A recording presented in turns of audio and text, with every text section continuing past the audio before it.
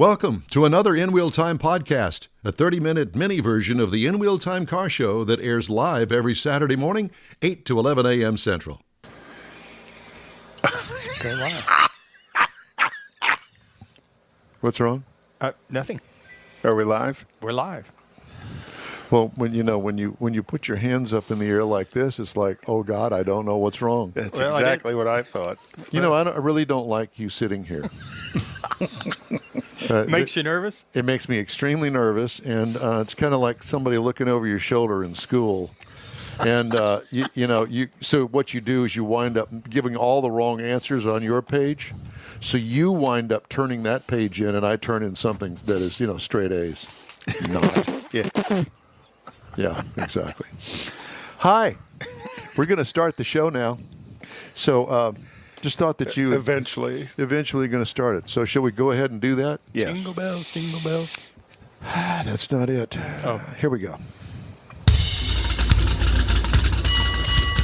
Celebrating 10 years of award-winning car talk, it's the In Wheel Time car show, and just ahead, we're going to talk about choosing a vehicle to buy and where to buy it from. Mars has our used vehicle of the week, the 2015 Kia Sorento. Later, Conrad has the car clinic, and we'll also have the stories making automotive news headlines. That and more just ahead on this edition, the Christmas edition of the In Wheel Time car show. Howdy, along with Mike out of this world, Mars, King Conrad DeLong. I'm Don Armstrong. Jeffrey Zekin has the day off today. He is recovering from a little back surgery, and we wish him well. And we thank you very much for joining us today, because we should be out at Tailpipes and Tacos, but because of the inclement weather forecast, it was canceled. And it's still not raining. It's just cloudy. But we know that you know that if we were there, it'd be a downpour. It'd be a downpour. And word gets out, and people don't want to, get their don't cars want to take wet. their toy cars out in the rain. No, and I don't blame them. I wouldn't either, even though mine's underneath the cover out there in the driveway right now. But I don't care. At least it's safe and secure and neat. Good morning, gents. Hi, Donnie. Now, if you just noticed, there is just a little bit of Christmas decor here. Actually, it's much more than just a little bit. See, Don should have wore a red shirt, and then we'd have red, white, and green. Christmas colors. I can go in and change it if you give me a few you want minutes. No, I do not want yours, sir. Thank you. We've seen that wrinkly thing underneath it. We don't want to see it again. That's right. That's not red. That's white. Then we'd have two whites. So at any rate, Tailpipes and Tacos Christmas edition canceled today.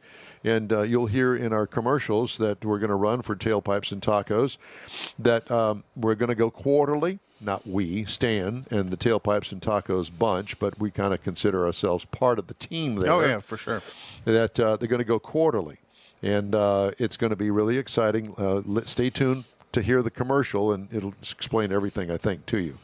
And we have a Christmas show today, and this is our last live show that we're going to do before the end of the year, because the next two shows are going to be Christmas best of shows.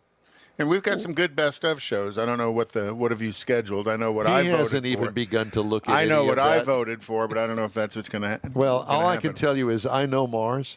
I've worked with him long enough to know. He hasn't even begun on that part of it. Yeah, because we watch the setup for the show, and it's always like the last 30 seconds he's doing something. So that's right. There's always something else to do. Kind of a shout-out to George Skelton. Thank you very much for lunch last week. Yeah, it was spectacular. It was spectacular. Yeah. Also a shout-out to John Hovis, who joined us this morning. Merry Christmas, John. And, yes, calling us gentlemen is definitely using that term loosely. Yeah, loosely. No, that's sacrilegious is what that is. But at any rate, and Jeffrey Zekin, we know that you're watching, and get well soon. Howdy, Jeff. Yep, Jeff had a little back surgery, and I'm keeping your chair warm for you. According to Jeffrey and his wife, that he's doing really good. And Kathy is our set decorator. Yeah, she wife, walked Kathy. in this morning, and with all the Christmas cheer and lights and And it was kind of what a pleasant surprise because we really didn't expect any of this, and it's really nice. Don's got the poinsettia. It's kind of like saying we didn't even think about bringing Christmas decor. We're just trying. As a matter of fact, I think maybe this is what I should do for the rest of the show. Kilroy was here. Yeah, we'll call you Wilson. Wilson, yes. But exactly. Such a great character. So I thought we would do a kind of a different show today because, it's really difficult to get guests. The last minute? Well, it wasn't necessarily the last minute, but, holidays. People are taking off and busy doing things and shopping, and it's just really a tough time to get guests on here. And so I thought, well, why don't we just do the show ourselves? And so I thought, okay, well, what are we going to do besides sit here and look pretty? And I thought, well, that's kind of hard for us to do. It is. It's extremely difficult. But I thought, well, why don't we talk about cars? And I think it's something we're all expert at. Well, I don't know about expert. You are. Well, no, I think we're all expert at it. We have in one way or another, we've got our own little specialty. So I thought, well, what are we going to talk about? Cars. And we could talk about birthdays. That's kind of what I'm thinking. Happy birthday, Don. And happy birthday, me. Yeah, happy birthday to both of y'all. We're on born the same on the same day. Well, same day, but 27 years apart. You were born before World War II, weren't you? This is part of the reason that I don't even admit to having a birthday, much less tomorrow. It's not good. That doesn't happen. So there. But anyway, I did, before we get into this, I did want to thank all of our wonderful, astute, fine followers of this program, namely George Skelton and Candace Thackeray and John Hovis. John Hovis, our friends. Ruse. Steve Ruse. Yeah, he's also recovering. I know. Well, we get to this age, and we're recovering from. I'm recovering from some sort of mental disability that I've had most of my life, and I'm going to continue to work on that. I'm planning on recovering tomorrow. Oh yeah, tomorrow. That's good. And you've got some brown water in the house to help you do that? Yes. Mm-hmm. Perfect. So we've got it kind of divided up that we're going to talk about cars. And I guess we could have started anywhere, but I chose for this segment picking a car to buy and a place to buy it. So I guess really it depends on whether you want to go new or used. Now, we're going to have a segment on whether to buy new or used because, as you know, used car prices are sky high, and they continue to climb. Matter of fact, I flew over one of the sorting facilities, if you will. They have names. Odessa is one of them. Yep. Where basically cars that you trade in go to a big pool, and then they get bid on, and then auctioned they go out, right? And then they go to whoever's bought them. And there's nothing wrong with that. It's a well-oiled machine that makes that happen. And that machine, the oiling of that machine, the internet's really helped a ton. I got to get rid of this because I got to look through that to see you. Because now, years past, you wanted to be at the auction so you could touch the car. Now they do a lot of these auctions. I know, and we're going to talk about that. That's going to be in one of the other segments. So picking a car to buy and a place to buy it. And my thought process on this was the fact that wherever you buy it, whether it be new or used, you are basically going to go out on a date with the place that you buy it. And sometimes that date works out great, and other times it doesn't work out so great. And you need to know going in what the parameters of your purchase are regards to kind of what to expect. What to expect as far as the buying process itself. Do you have financing? Are you going to let them help you with financing? And are you going to actually need to bring the car back because there's something wrong with it that neither you nor the dealer, or maybe the dealer, knows? Mm-hmm.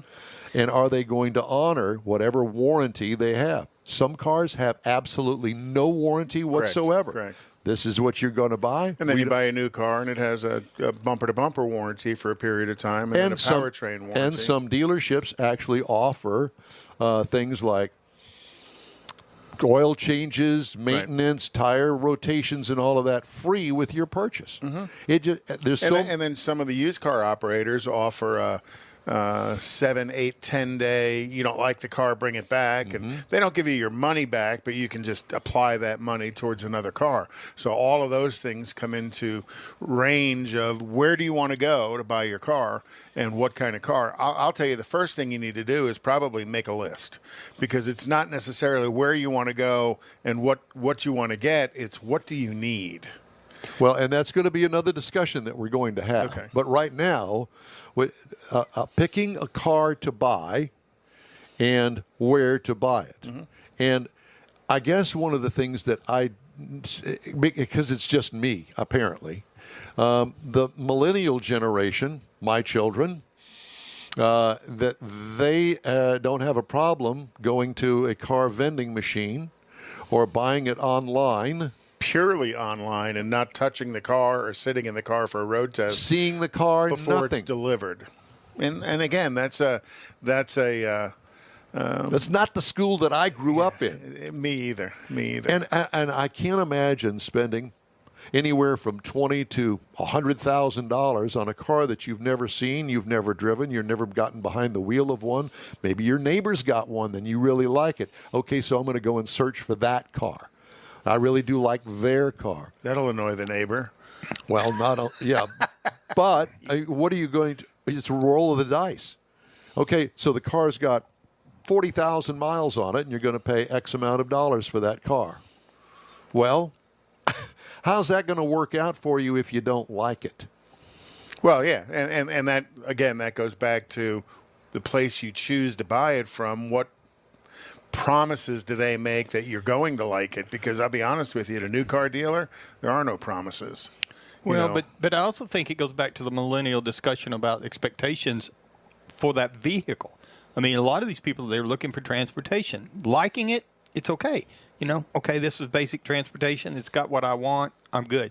It's not like when I go buy a car, I go find the car I want. I want that car. Not just a car. I want this car. You're a tire kicker. Yes, and I want this Mustang, or I want this Camaro. I want this vehicle. It's not a matter of saying, okay, well, I need transportation. Well, let's use your truck for an example, because you bought it used. Yes, sir. Okay. Then you knew that you wanted a truck, correct? Yes. It wasn't, well, I'll take a four-door sedan. No, you wanted a truck. Needed a truck. But you wanted a four-door truck because you needed passenger capacity. Yes.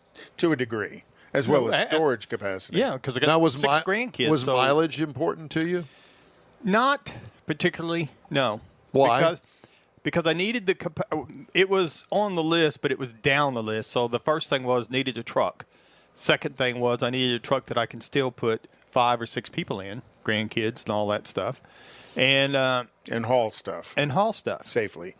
But not like I'm going to be towing 10,000 pounds or anything. So it's got the 5.7 Hemi in it, which I like because I like the power, but I didn't really need that big of an engine, but I didn't want the V6. My previous truck had the 4.3 V8 in it. Smaller, worked fine, didn't have any problems with it.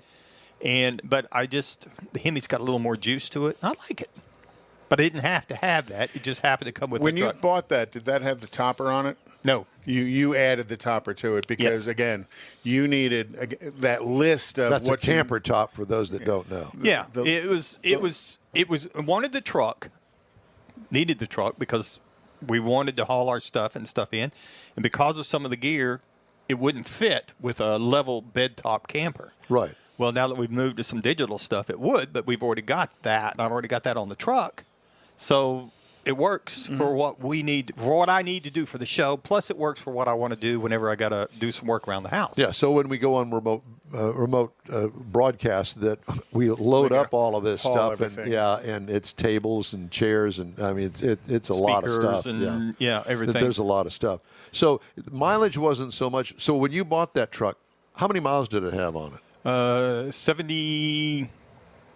So it was under 100,000 miles. Yeah, 75. So with that, you probably at the time saved a little money because it was medium mileage. Probably saved a lot of money at 70,000 miles. Well, and even at that, it was white, which is what I wanted, and it was the truck, had all the things that I wanted, and it was a one owner. And did you know the owner? No. You did not. No. Did you buy it off a lot? I bought it off a lot. Who told me who the owner was, a school teacher that worked at the school across the highway from the dealership. They had all the service records because she would bring it to them to service it while she's working at school. And there's value in having all those service records as well. Absolutely. You know, So was it a certified? No, it couldn't have been a certified No. pre-owned because it had too many miles on it. Yeah, it wasn't that. But it was, it was very clean, obviously very little wear and tear on it. Right. And they said, here, she's, call her. She's across the street at the school. That's cool. So you clearly had a relationship that you developed with the car dealership over there when you bought the truck. Yes. Yep. And in fact, there was a couple of things. I asked them about. It's got some steps on it, running boards, I guess is what they call them. That the rubber was discolored on it, and I said, can you replace this? Yeah, but we got to order it. Okay, no problem. So they ordered it, and when I took it back up there, I said, by the way, this one headlight up here, I think, is out, and it's not working. Okay, we'll take care of that. I mean, they were very accommodating. Accommodating, yeah. And they should be. They In were most very good to cases, work they with. should be, But that's also, when Don talked about who are you buying it from and building that relationship, that's very important because, some places it's, no, you bought it, you own it. Yeah, it's yours. It had Goodbye. It had a 15-foot warranty on it. We're not interested, and they're not going to write you in the business what they call a we owe. We owe you the rubber steps, or we owe you the headlight, because somebody in that store has to do the physical work, and in most cases has to get paid for it. Right. So they kind of build a little bit of that into the price of the vehicle as they sell it, that there may be some stuff that has to be done. So we've been focusing on used cars. Let's talk for a minute about new cars. And it's kind of surprising to me that there are so many people that really don't know what exactly they're out there looking for. Mm-hmm. So there is a process, at least in my mind, of you go through, all right, well, what is it that I need, or what is it that I really want? And because sometimes needs and wants can be divergent thoughts. That's right. But as George says, make a list and check it twice, because I think writing it down of your needs and wants is kind of important. Well, I think that the very first step is doing the research and see what is out there and what specifically you want. You want a four-door sedan? There are many websites. I love Edmunds because it's easy to use, Edmunds.com, because you can search for a particular make, model, year, brand new. You can also search for categories of vehicles, and you can also search not only by the category, but by the price that you want to pay. Mm-hmm. So if you want... And you can add to that mileage, colors, and really break it down. Yes, but we're talking about new here, okay? Okay. So with that in mind, all I can think of is that you've decided that you want an SUV. You want to spend no more than this amount of money. And new, that's going to be something north of $40,000. Well, not necessarily, unless you want the compact SUVs. Well, but that's all part of that process of figuring out what it is. Want. Yeah, drilling it down. First, you want an SUV, okay, but then it gets into how big. You want a Suburban or you want a subcompact. Well, you get into that whole thing. And setting your price point. You know what you can afford, and I believe it's Kelley Blue Book kind of gives you a payment calculator.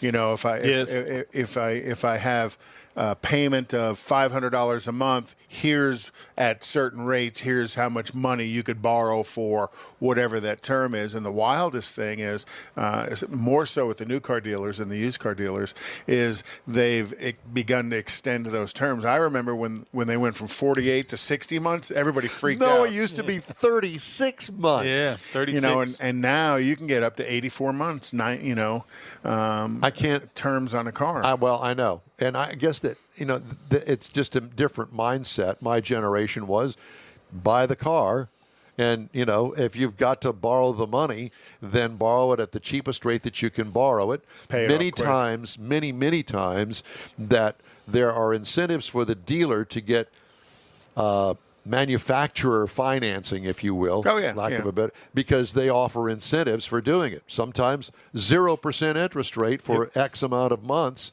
and you got the car. So it doesn't cost you any money to finance the car through them.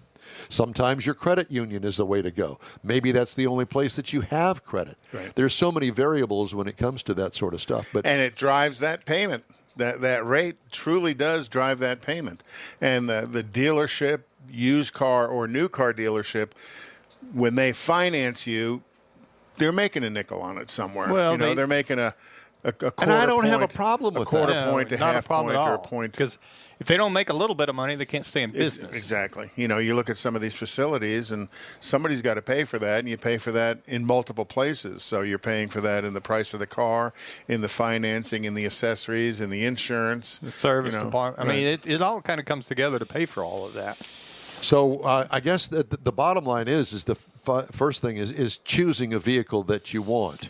And then I think that another important thing to keep in mind, if it's going to be a new vehicle, okay, so the dealership across town is going to save you $500 or $1,000 on the price of the vehicle. But there's also the convenience factor. And I think half a mile away. Right. And so the guy half a mile away probably has a higher overhead, or he wants to make more money for whatever the reason may be, but he's set a parameter for the salesperson to say, okay, we can sell the car at this price. This is the lowest price we can sell the car. If not, we're going to have to let him walk. And that's actually quite the way it's set up at a lot of stores is, they have we have to make X amount of money per car. And you can come down to that, or you can stay above that, because everybody has to make their payment, their commission out of it, right? And like you said, to stay in business. So, and that number kind of moves around from store to store for various reasons. And a lot of it depends on volume. I know a lot of people that used to, they would come over here to buy cars in Houston from where I'm at, particularly at this Chevrolet dealership right down here, because they could come over here, like you say, and they could save $1,000 or $1,500 or whatever.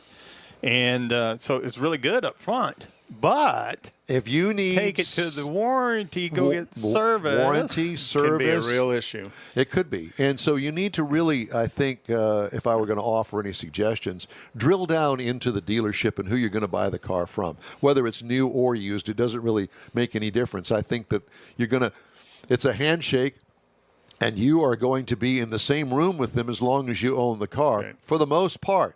Because if the bumper falls off, you're going to have to buy a new bumper and have somebody put it up. Right. Well, because it does not stop when you drive off the lot. You don't stop that relationship with that dealer because you've got a warranty that's 3 years, at least 3 years on most of them. Some of them are 5. And so if nothing else, you're going to go in there to try and get something fixed that you don't want to pay for. So you still got to have that dealership. And then some people in their purchase decision are brand specific. I want to have a Ford, I want to have a Chevy, or whatever it might be. So that kind of narrows your choices down. Do some internet research. Who's the good stores? What stores are questionable. Be nice about it. Talk to your friends and neighbors of what their experience is with various stores, and find out where that happens. You talked about you got to deal with the dealer local if you buy further away.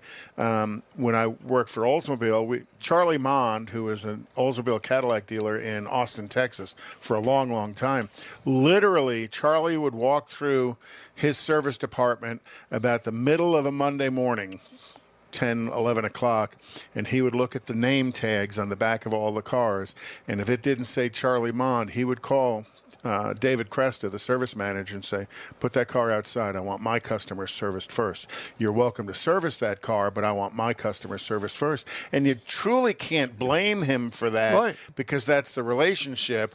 But for him to walk through the store and do that, chewing on his cigar, and you learn not to stand on his left side because he'd spit that. But, they're going to buy it a little cheaper in the country doesn't necessarily pay dividends long term. Yeah. And I say a little cheaper in the country because that was Lawrence Marshall's phrase forever. And truly, you could buy a car cheap at Lawrence Marshall. Well, they've got lower overhead, so he kind of sells it cheaper. But, you and I both have a mutual friend that was a service manager there in Mid-County, and he'll tell you to this day, you come in, you buy a car from them, your car is going to be up front on that service line versus the guy that came over here to the Houston dealers. To save so $200. He'll still work on them, by all means, he'll work on them and take the money. But my customers first. Absolutely. So in our next segment, we're going to do going with a new or used vehicle. And what's it going to be? A car, truck, SUV, a sports car, a specialty vehicle? We'll talk about the next segment. All right. So let's move on. Mr. Mars has a review of our used vehicle of the week. He chose a 2015 Kia Sorento, kind of going with the used thing we've been talking about. So let's hear about it. And it just so happens that I happen to have one. You do? My wife's, yes. Oh, I didn't know She that. has the 2015. And in fact, it is the very color that we have here on our video. And the bald guy there. Yeah, and Jeffrey Zeke. and I'm working we on need more being Jeff. that. Yeah, so it's more like this one. And so this car actually comes in 4 different trim levels. And the particular one that we have is the SX because we got the package because it's very much packaged. Did you buy it new? Yes. Okay. So it's packaged. It's one of these cars you don't go in and say, well, I want this, I want this. Yeah. So we had the SX package because I wanted the larger monitor in the dash. Touchscreen, uh-huh. Yeah, so that means you had to buy the package with the sunroof that hasn't been opened since we got it. Right. Hasn't even had the cover back off of it. So it's got 78,000 miles on it right now, strictly around town. So it's pretty well serviced and everything. We just recently It's a church car. Yes. Uh-huh. Take Church kids and to the groceries. school. Yeah, Yep. that's it. Got Kids to the school and all that stuff. So it's been a pretty reliable car. It hasn't had any major issues. But, again, we've kept the maintenance up on it. Had to have some brakes work done on it. One of the calipers stuck on it, some things like that. Now, the vehicles are noted for someplace in the 60,000 range. A lot of people are reporting that they've got 60,000 mile range. A lot of people are reporting some transmission problems. We haven't had that issue with it. And then someplace around 80,000, there's some engine problems with it, but there's no recalls or anything like that. There has been a few recalls from this on the factory, but again, you go to the dealership. There's recalls and you get them on all everything fit. from the factory. Exactly. You know. So, that's kind of not too big of a deal. And now, if you're looking for one of these, there's quite a few of them around. It's pretty popular. We happen to have the 2-row vehicle. Again, that was another thing that we got for this size vehicle. Did not want one crammed in with the 3 rows. So I didn't realize they made the Sorento with 3 rows. How full is that? Yes. And so it was kind of hard to find the vehicle that we were looking for, but we did find it. So you can find a 2-row vehicle, but you are going to get one primarily. It's going to be 3-row. If you're looking for a 2015 model in today's environment, according to the online documents, you're looking at someplace between 17 and 19,000 miles for one that's got 75 to 85,000 miles on it. So that's about a right price on them, considering a brand new one's about 35. And so if you're half price. Yes. But again, now in this market, that $17,000 to $19,000, you may pay $20 plus, depending on how the dealership is. Right. So it's kind of up there. But I will say, from personal experience, it's been a reliable vehicle. We haven't had any issues with it. So long as you, like anything, keep the service up in a timely manner, and it'll go for you. It still looks like a brand new vehicle. Just saying. Hey, the In Wheel Time Car Show streams on Facebook, YouTube, Twitch, and InWheelTime.com. Podcasts are available on your favorite podcast channel, and the In Wheel Time Car Show continues right after this quick break. Because of inclement weather, the Tailpipes and Tacos December Cruise-In was canceled. Darn it. But when it returns in the spring, expect a new and exciting way to enjoy the gathering. Tailpipes and Tacos is Houston's unique Saturday morning cruise-in, and with a new quarterly format, you'll have more time for car mods and to get ready for cruise-in trophies. Yup, you can compete for Best Hot Rod, Best Classic, and more. And the top car will be featured on a full-size poster that'll be used to promote the next event. Bragging rights are guaranteed here. Tailpipes and Tacos wants to thank all participants and visitors who made the event an exclusive, fun gathering of unique cars, trucks, hot rods, and lots of muscle. And we know you'll enjoy it even more in 2022. Tailpipes and Tacos will still be held at the Lupi Tortilla Tex-Mex in Katy, just south of I-10 at Kingsland Boulevard on 99, the Grand Parkway. Stay tuned right here to the In Wheel Time Car Talk Show, and we'll tell you the exact date for the next event. Until next time, be sure to visit the Lupi Tortilla Tex-Mex in Katy, where you'll find the best fajitas this side of California. If you're in charge of your company's small, medium, or large business anywhere in the U.S., let the On Hold Company help you retain customers and promote your business on your telephone system. Promote special sales or company info when placed on hold. The On Hold Company provides custom on-hold messages with professional male or female voices, licensed background music with no long-term contract, no monthly recurring bill, and updates your messages as needed. Call the On Hold Company at 713-223-HOLD or go to onhold.net. Is your business or company looking to stand out in a crowded advertising market? Looking to reach the real auto enthusiast? Well, you found it. You're listening or watching in real time, and so are your fellow enthusiasts. The In Real Time Car Show now reaches 500,000, and we can put together a marketing plan that will engage them in your product, business, or service. To get the tires rolling, just shoot us an email to our marketing director, Jeff Zekin. His address is jeff@inwheeltime.com. That's it for this podcast episode of the In Wheel Time Car Show. I'm Don Armstrong, inviting you to join us for our live show every Saturday morning, 8 to 11 a.m. Central on Facebook, YouTube, Twitch, and our InWheelTime.com website. Podcasts are available on Apple Podcasts, Spotify, Stitcher, iHeart Podcast, Podcast Addict, TuneIn, Pandora, and Amazon Music. Keep listening, and we'll see you soon.